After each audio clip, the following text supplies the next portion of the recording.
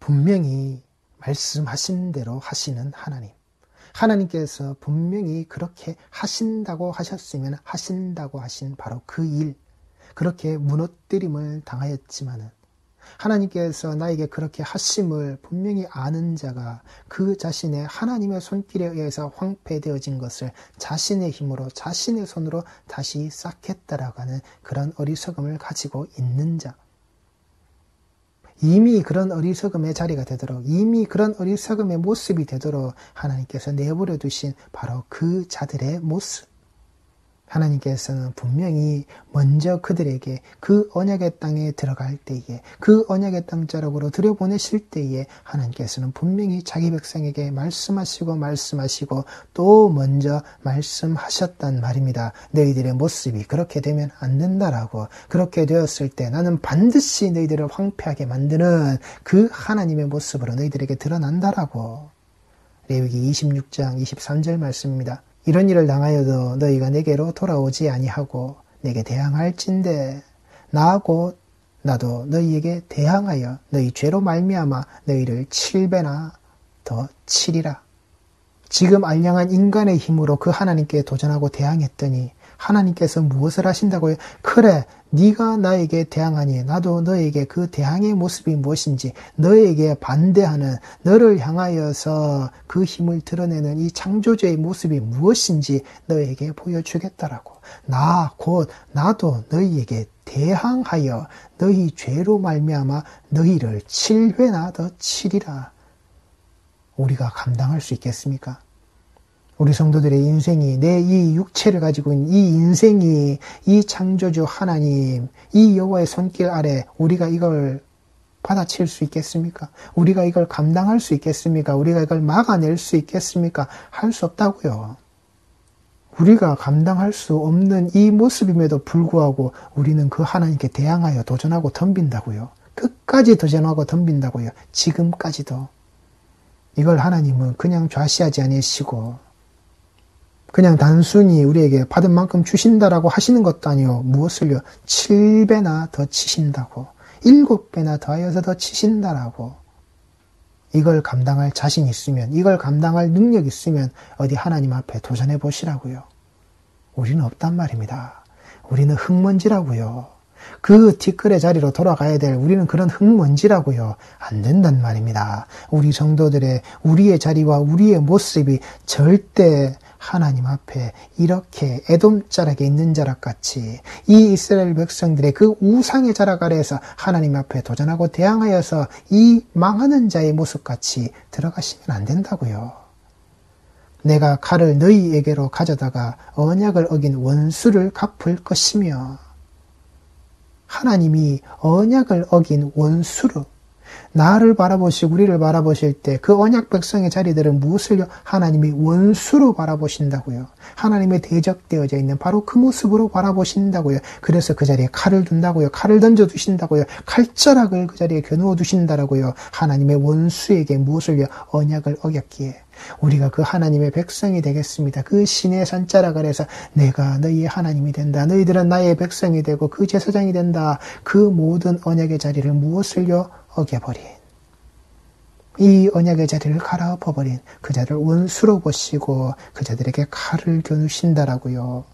너희가 성읍에 모일지라도 너희 중에 연병을 보내고 너희를 대적의 손에 넘길 것이며, 내가 너희가 의뢰하는 양식을 끊을 때에 10여인이 한 화덕에서 너희 떡을 구워 저울에 달아주리니 너희가 먹어도 배부르지 아니하리라. 이 인생길로 가시면 안 된단 말입니다.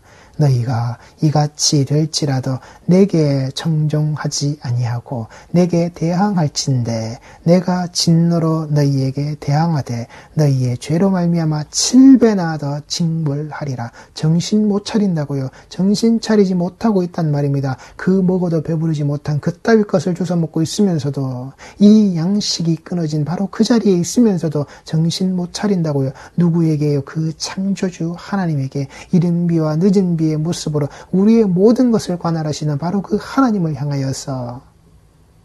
그래서 그렇게 징벌받은 자, 그래서 그 징계를 받은 자, 이들의 삶의 모습이 어떻게 되느냐고요? 29절 말씀입니다. 너희가 아들의 살을 먹을 것이요 딸의 살을 먹을 것이며 내가 너희의 산당들을 헐며 너희의 분향단을 부수고 너희의 시체들을 부서진 우상들 위에 던지고 내 마음이 너희를 싫어할 것이며 내가 너희의 성읍을 황폐하게 하고 너희의 성소들을 황량하게 할 것이요 너희의 향기로운 냄새를 내가 흠양하지 아니하고 그 땅을 황무하게 하리니 거기 거주하는 너희의 원수들이 그것으로 말미암아 놀랄 것이며 내가 너희를 여러 민족 중에 흩을 것이요 내가 칼을 빼어 너희를 따르게 하리니 너희의 땅이 황무하며 너희의 성읍이 황폐하리라.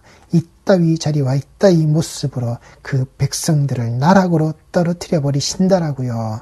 하나님 앞에 이 거스른 자들, 하나님 앞에 대항한 자들, 하나님이 분명히 경고의 말씀, 경고의 메시지를 주심에도 불구하고 정신 차리지 않는 자. 너희가 이같이 될지라도 내게 청종하지 아니하고 내게 대항할진대 내가 진노로 너희에게 대항하되 너희의 죄로 말미암아 7배나 더 징벌하리래. 이게 인간의 육신을 가지고 있는 이 육체의 한계성을 가지고 있으면서도 깨닫지 못하는 어리석음의 모습이라고요. 이 인간의 육신의 한계를 가지고 있는 자들에게 분명히 하나님이 끌고 오셔서 그 언약의 땅을 그 여호와 하나님의 모습으로 분명히 드러내시고 보여주셨는데 그 언약을 체결하는 그 신의 손자락 아래서 분명히 하나님이 너희들이 내 백성이 된다라고 분명히 하나님이 그렇게 말씀하셨는데 내가 너희들의 그 왕의 모습을 가지고서 너희들을 인도하는 그 하나님이 거기에 계신다라고 너희와 함께 있다라고 분명히 말씀을 하시는데 아니라고요. 인간이 아니라고요. 인간의 모습이 안 된다고요. 이 말씀에 선행되어져 있는 14절 말씀부터 보시겠습니다. 그러나 너희가 내게 청종하지 아니하여 이 모든 명령을 준행하지 아니하며 내 규례를 멸시하며 마음에 내 법도를 싫어하여 내 모든 계명을 준행하지 아니하며 내 언약을 배반할진대 내가 이같이 너희에게 행하리니 곧 내가 너희에게 놀라운 재앙을 내려 배병과 열병으로 눈이 어둡고 생명이 쇠약하게 할 것이요 너희가 파종한 것은 헛되리니 너희의 대적이 그것을 먹을 것임이며 뿌린 대로 거두지 못하게끔 만들어내시는 하나님이시라고요. 뿌렸으면 뿌린 바다의 모습대로 너희들이 가져야 할진데 그 뿌린 대로 거두지 못하게끔 하시는 너희가 뿌린 그 모든 것이 헛것이 되게끔 만들어내시는 바로 그 하나님. 내가 너희를 치리니 너희가 너희의 대적에게 패할 것이요 너희를 미워하는 자가 너희를 다스릴 것이며 너희는 쫓는 자가 없어도 도망하리라. 또 만일 너희가 그렇게까지 되어도 내게 청종하지 아니하면 너희의 죄로 말미암아 내가 너희를 7배나 더 징벌하리라. 내가 너희의 세력으로 말미암아 교만을 꺾고 너희의 하늘을 철과 같게 하며 너희 땅을 녹과 같게 하리니 너희의 수고가 헛될지라. 땅은 그 산물을 내지 아니하고 땅의 나무는 그 열매를 맺지 아니하리라. 하나님께서 어떻게 해요? 이 자연의 모든 모습의 조화의 자락 아래에서 너희들이 어제까지는 그렇게 살았을지 모르나 앞으로는 절대 되지 않는 그 강철 같은 하늘 속에서 절대 비가 내리지 않고 그 땅이 놋과 같이 되어져서 절대 그 속에서 생명이 자라날 수 없는 모습으로 너희들의 삶자락을 밀어넣어 버리시겠다라고 하시는 내가 너희의 세력으로 말미암은 교만을 꺾어버리겠다. 이 7배를 더하신다라는 것은 완전하다라는 겁니다. 하나님이 내리시는 그 징벌의 모습이 완전하다는 겁니다. 어느 한 곳 빈틈과 빈 구석 없이 절대 인간의 힘으로는 헤쳐나갈 수 없는 그 자락으로 하나님의 완전하신 징벌의 모습으로 그 땅을 쓸어버리시겠다라는 겁니다. 하늘을 강철같이 땅을 녹과 같이 그런 피폐해진 삶자락 아래에서 그 아들과 그 딸의 살을 뜯어먹으며 살 수밖에 없도록 이 백성의 모습과 너희들의 그 인생의 삶을 처절하게 만들어버리겠다. 오늘은 내 새끼를 내일은 네 새끼를 그렇게 잡아먹으면서 니들이 살아봐라. 그 인생이 어떤 인생이 되어지는지 네 인생의 모든 것이 뿌린 대로 거두지 못하는 헛수고의 인생이 되어지게끔 이 땅에 존재하는 네 모습이 헛자락의 모습이 되어지게끔, 헛된 존재의 모습으로 되어지게끔 내가 너를 만들어 버리겠다라고 하시는 이 말씀의 자리를 우리 성도들이 아셔야 한단 말입니다. 그런데도 이 성경의 역사를 바라보시면 이 성경에 드러나는 자들의 모습은 하나님 앞에 하나님이 이렇게 말씀하시고 하나님이 이렇게 붙들려고 하시지만 여기에 정반대 방향으로 나아간다라고요. 이 에돔 후손, 이 에돔의 자락들이 뭐라고 말하고 있습니까? 말라기 1장 4절 말씀입니다. 에돔은 말하기를 우리가 무너뜨림을 당하였으나 황폐된 곳을 어떻게 해요? 다시 쌓겠다라고. 하나님께서 분명히 그렇게 하셨는데, 하나님께서 그 황폐의 자락으로 그렇게 하셨는데, 그 언약이 파괴되어진 자, 그 언약을 지키지 않는 자, 그 언약의 자락 아래에서 하나님을 철저하게 외면해버린 바로 그들 자신의 그 황폐되어져 있는 바로 그 호렙의 자리, 하나님과 언약이 맺혀져 있던 그 신의 산 그 호렙의 자리, 그 자리에서 무엇을요? 그 언약과 말씀이 선포되어져 있는 이 모든 것들을 갈아엎어버린, 뒤집어 엎어버린 바로 너희들의 그러한 모습, 그러한 자리에 있는 자, 이들이 뭘 한다고요? 다시 쌓는다고요. 하나님께서 그렇게 하셨지만 우리는 다시 쌓는다. 나는 다시 쌓는다. 내 힘과 내 손과 내 능력에 가지고 있는 이걸 가지고 나는 다시 쌓는다. 내 세력으로 가지고서 나의 이 교만함의 그 모습을 가지고서 나는 다시 쌓는다라고. 여기에 다시라는 말이 히브리어 슈브라는 말입니다. 그들이 돌아간다는 겁니다. 어디로 돌아가느냐고요? 그 에돔의 자락으로. 하나님께서 그들을 황폐하게 시키셨던, 황폐하게 만들어 놓으셨던 바로 그때 그 시점으로 그들이 다시 돌아간다라고요. 정말 우리가 돌아가야 될 자리가 어딥니까? 이 히브리어 슈브가 말하고 있는 이 단어 자체에 들어있는 뜻이 우리가 무엇으로 알고 있습니까? 회개란 말입니다.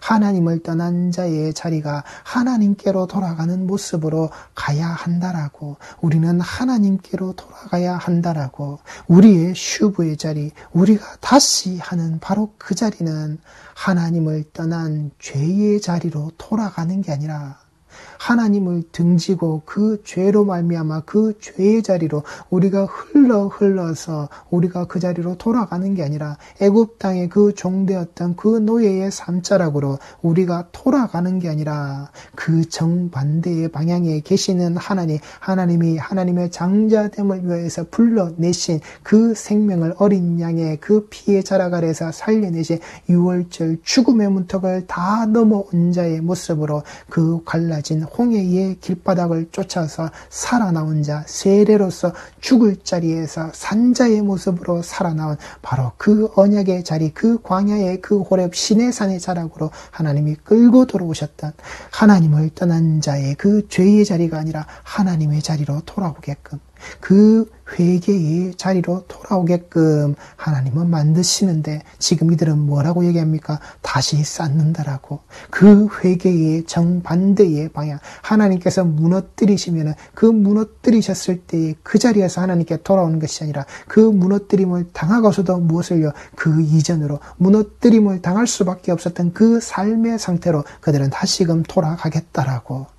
하나님께로 돌아가지 않는 자, 그러하기에 이 하나님께 돌아가지 않는 자의 모습으로 하나님이 그대로 내버려 두시는, 하나님이 그래 너희들을 반드시 내가 친다라고 하셨음에도 불구하고 그들을 내려치시는 그 삶이 되게끔 그대로 내버려 두신, 이게 하나님이 미워하심의 자리란 말입니다. 이렇게 돌아가는 바로 그 모습이 우리의 근본되어져 있는 바로 그 자리라고요. 창세기 3장 19절 말씀입니다. 네가 흙으로 돌아갈 때까지 얼굴에 땀을 흘려야 먹을 것을 먹으리니 네가 그것에서 취함을 입었음이라. 너는 흙이니 흙으로 돌아갈 것이니라 하시니라.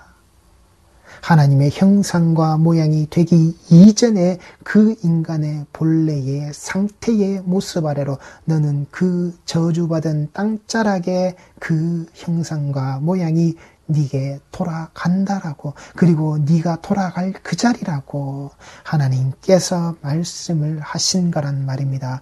우리가 그 하나님의 형상과 모양을 회복해 놓으신 예수 그리스도의 십자가 앞으로 똑바로 가지 못하면은 내 인생의 내 모든 것들이 하나님의 형상과 모양이 되기 이전에 그 저주받은 땅자락 아래에 있는 그 뒷골과 먼지의 모습으로 우리는 지금 사라질 수밖에 없단 말입니다. 그게 이 죄 있는 자, 그 저주받은 자의 인생의 굴레, 이 땅에 그 저주받은 이 땅의 자락 아래 매여 있는 인간 군상의 어리석은 모습이란 말입니다. 여기에 무엇을요? 쌓는다고요. 여기에 이 인간들이 무엇을요? 쌓는다라고요. 여기에 이 다시 쌓는다라고 하는 이 히브리어 바나라고 하는 말은 짓다, 건축하다, 아이들을, 그 자식들을 얻는다라는 모습으로서 인간들의 삶에서 지금까지 계속되어지고 있는 바로 그들의 그 삶의 상태라고요. 하나님이 무너뜨리시면 나는 또 쌓아요. 하나님이 무너뜨리시면 나는 또 쌓아요. 그렇게 계속되어진 하나님께 도전하는, 하나님으로부터 심판받을 수밖에 없는 그 인간의 삶이 지금까지 계속되어지고 있는 우리들 자신의 모습이란 말입니다. 쌓으리라. 내가 다시 쌓으리라.